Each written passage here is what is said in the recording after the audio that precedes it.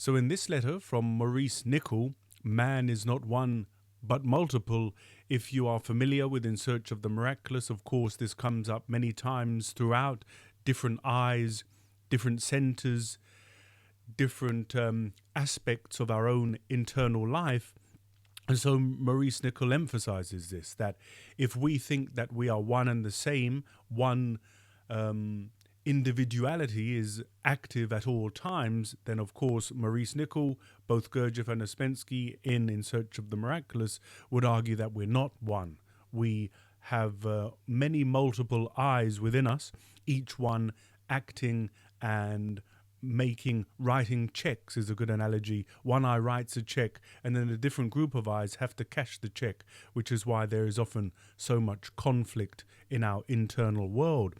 Another interesting thing that you'll read shortly in this letter from Maurice Nicoll is that observing I isn't enough. We have to first begin our self-observation and see these things within us, which creates a separation so that we can verify for ourselves that there are many different aspects of ourselves, many different personalities, always vying for power, for driving the hackney carriage. If you're aware of from the author, from Beelzebub's Tales, the final chapter, Gurdjieff lays out the analogy of man as a hackney carriage, and so that will be very helpful if you haven't read that chapter. But Maurice Nicoll also emphasizes that when we begin this observation and eyes that are interested in the work begin to coalesce around these eyes sort of come together, this is the formation of deputy steward. And if one forms deputy steward, if one moves beyond a mere curiosity about the work and begins to read, study and observe themselves, and perhaps maybe later on even begin the practice of self-remembering, then this deputy steward can form, grow and become stronger, much stronger, and be a bigger part of ourselves until, as we will read, steward can arrive. And once steward arrives, then one can really consider themselves on the way and not just a mere curious participant in the work, that you have dropped into the flow of work life, which is also another analogy in the final chapter of Beelzebub from the author. Another reason to go and listen to that chapter. But this is a short letter from Maurice Nicoll about man is not one but a multiple. I hope that you enjoy it, and if there are any follow-up questions, as I say, there are several passages in Search of the Miraculous that focus on this concept. I could speak for days about it, so any questions or further clarifications you'd like, do let me know in the comments. But I hope that you enjoy and find value in this letter from Maurice Nicoll. Man is not a unity, but multiple. If a man takes himself as one, no struggle can develop within him. If no struggle develops within him, he cannot change. Why is this so? If a man supposes there is only one thing that acts, thinks, and feels in him, that is, one I, then he cannot understand that there should be one thing that commands and another that obeys. This means that if man regards himself as a unity, nothing can change in him. The work says, unless a man divides himself into two, he cannot shift from where he is in himself. That is, he cannot be different in himself. If a man is so hypnotized and therefore so asleep as to think he is one, he cannot receive the ideas of the work. What is the object of the practical side of the work? That is, the ideas and instructions relating to work on oneself. This object is to make a man work on himself by dividing himself into a work side and a mechanical side.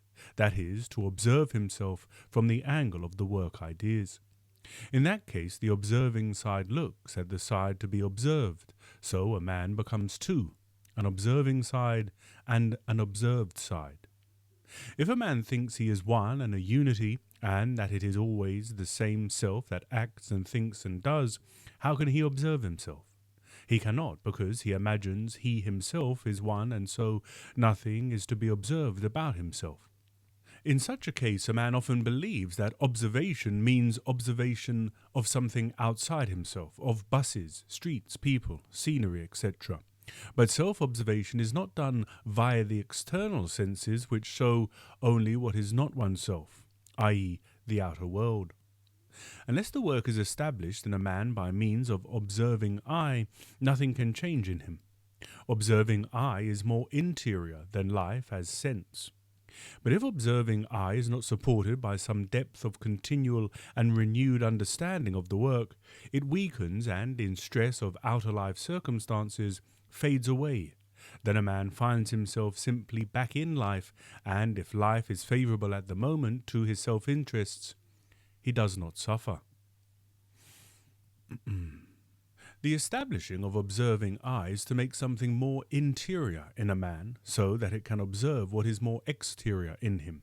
Exterior, not in the sense of outer exterior life, but in him, in his personality, in Johnson, if his name is Johnson.